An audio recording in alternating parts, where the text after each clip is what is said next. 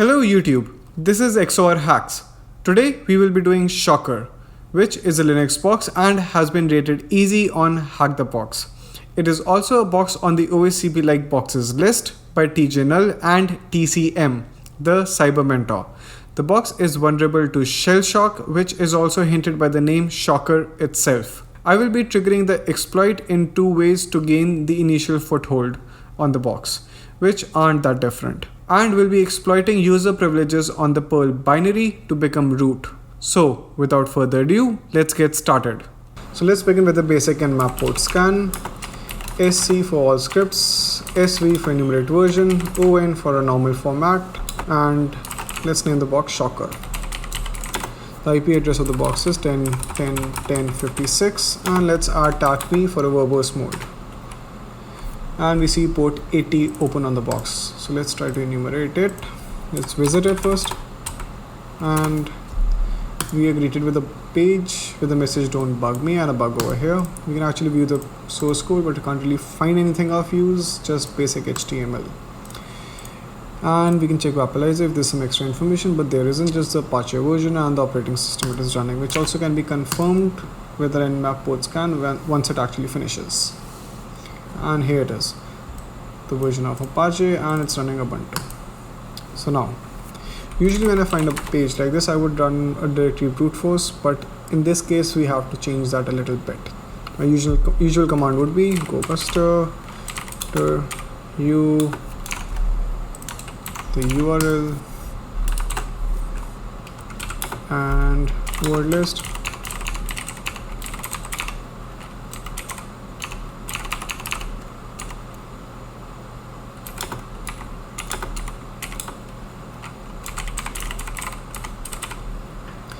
So, but this won't really work here, it won't really yield us anything.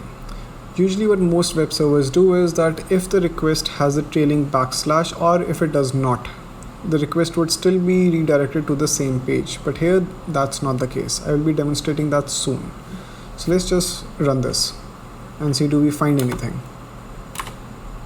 So this will just keep running and nothing will actually happen. We won't really get any results that we are looking for. To fix that, we can do TACF in the end. Let's see what TACF is. Go buster dir TACH. So the -f sign adds a slash to the end. It appends a backslash to each request. So let's do that. And as we do that, we get two results: CGI/bin and icons. What's of interest over here is CGI/bin, actually -bin, sorry. So usually these have common gateway interface scripts. So this is actually a directory that houses the scripts that are run on the browser. Usually this is mostly found on Linux machines. And scripts can be in Perl, in Bash, even CGI. And no, it is not the same CGI that you find in graphics. So let's enumerate the CGI-bin again, and let's run a brute force on that. So I will just change my word list, user share, and sec lists, discovery, web content, pick, and add this. It just means that I will now be targeting the CGI-bin. Usually I can just add a recursive scan and it will keep going through it. But to save time, we can just target specific directories. That's actually wiser, and unless and until you're going to leave the scan on for a very long time and you have the time for it, I wouldn't really recommend a recursive scan. So let's start again, and let's name the file go buster CGI-bin start. Oh, I made another mistake. So this will actually throw everything it has at the target, but still, let's view what the word list has. So share, sec lists, discovery, web content, and pick. So these are the kind of words that will be there in the word list. It's fairly common, A lot of these might not really be as common anymore. I hope not, at least. But these are just words. Now what we are looking for are not just directories or basic names of files, and as we can see that the server might have some weird configuration issue, so we can add some extensions in it. So for that, let's see what does GoBuster have. I want to add extensions. I'll use a slash the tag x. Yeah.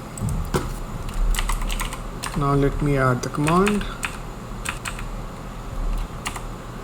tag x. I'll look for .cgi and .pl and .sh. I need to add a comma over here, and let's start. And as you can see over here, it is throwing everything at the server with .cgi and .pl and .sh. So as the GoBuster scan finished, we can see that we get something like user.sh and the status code 200. Now let's try and visit it.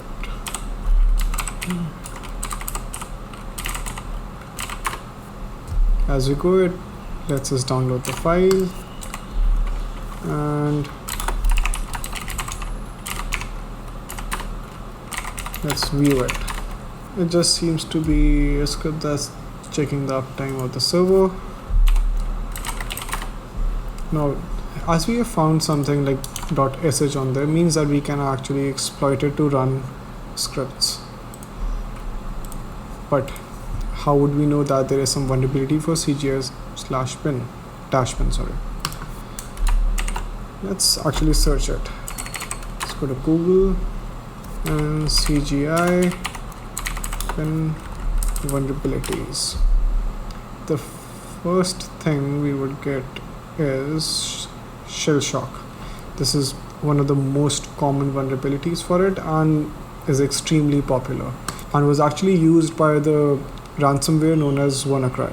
So let's look for ShellShock.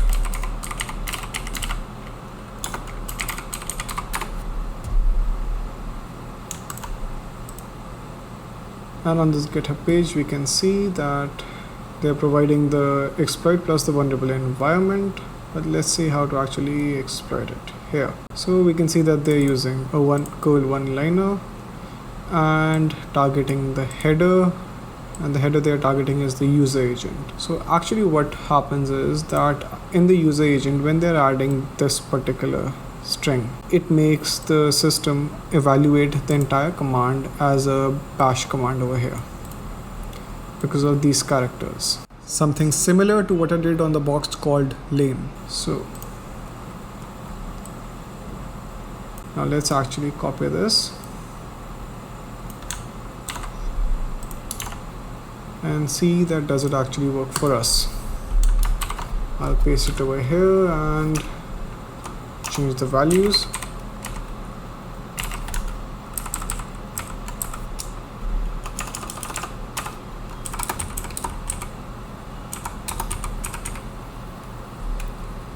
And enter, and it does actually work.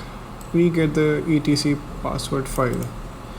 Now there's another way to actually do that, is that often while doing boxes I will just keep burp running in the background to intercept every request I have, so that I can just later on go through them if I don't really find anything, and this is extremely useful. So let's actually switch on the proxy and enter. We should send this to repeater and switch out the stop that.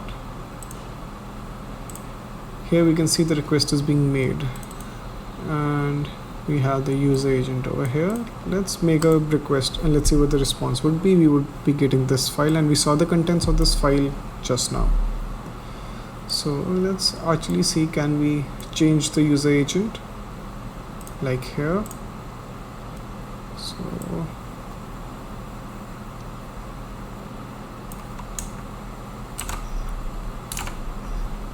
and paste. Let's press send and we get the output. So these are the two ways to actually exploit it, but this is a kind of useless in our case because we need the flags for the box. So let's go to pentest monkey. This is a very useful website, especially for reverse shells. That's sort of what everyone uses this website for. I will go with this one as we are already running a bash command and paste it here. But I don't know what my local IP address is, so it is 10.10.14.3. Let's do that.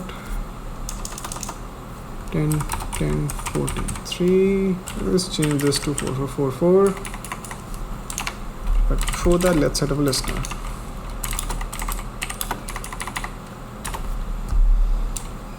So now let's send it, and we get a shell as Shelly. So who am I? Now the other way to actually exploit it via curl would be pretty much the same thing, just that, let me close that.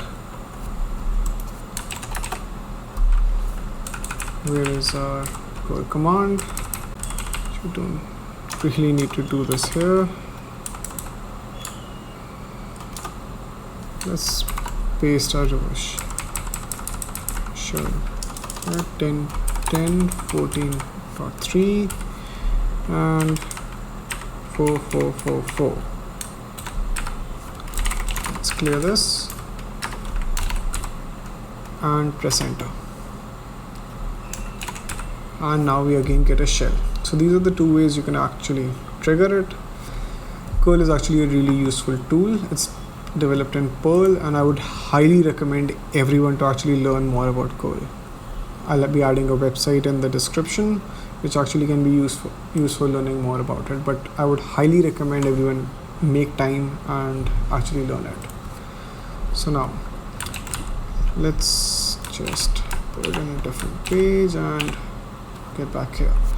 So usually when I get an initial access on the system, in most boxes it will be on some user. You won't really get root directly on a lot of boxes. That's quite rare. As we can see, where my gets us Shelly, we can cat again and see which other users are there on the system. Often there will be other users, which might be that you have to escalate as another user, but here that's not the case. The only user that there is Shelly, who has shell2 and root. So now let's see, can we get the user flag? And yes, we can. We can cat it, but as I've already solved the box, I won't do that. Now we need to figure out how to privilege escalate. One of the first things whenever I get a reverse shell, I do is sudo L to see that if there's something I can run as sudo. Over here, this command tells us that the user Shelly may run the following command on Shocker. Means Shelly can run Perl as the user root without having to provide a password. Now you might think that if I just run Perl like this should work. No, this will not work. The path over here is very specific, user bin Perl. So if I actually want to run it, I'll have to do something like sudo user bin Perl. That's what would work, and we do need to add the sudo in the start. So now most of us don't really know how to use a lot of these scripts, these particular executables for getting a shell. So there's another website called GTFO bins. Yes, you can guess what GTFO means. Get the bad word out, bins. And this is a website that has pretty much everything that you might need for exploiting executable files on Linux. So let's search for Perl, and we can see this. So we'll be using this one. It can be used to break out from restrictive environments by spawning an interactive system shell. So actually let's just try that out. So as I can do sudo user bin Perl, and the command is E. TAC E means execute. E and let's see if I'm writing it right. Yes, pin and bash. I'm making a mistake. I need to add a single quotes over here and this. So over here, whosoever wrote it is using sh, but I'm going with bash. There isn't really much of a difference over here. Even sh will work. So as I press enter, I don't really get anything, but that's not really the case. So let's do ls and it works. Who am I? I am root. A lot of the times when you try to get a shell like this, you won't really be getting an interactive shell. So to fix that, I can do which Python odd, and let's go Python 3. Yes, there is Python 3. So I can do Python 3 import pty.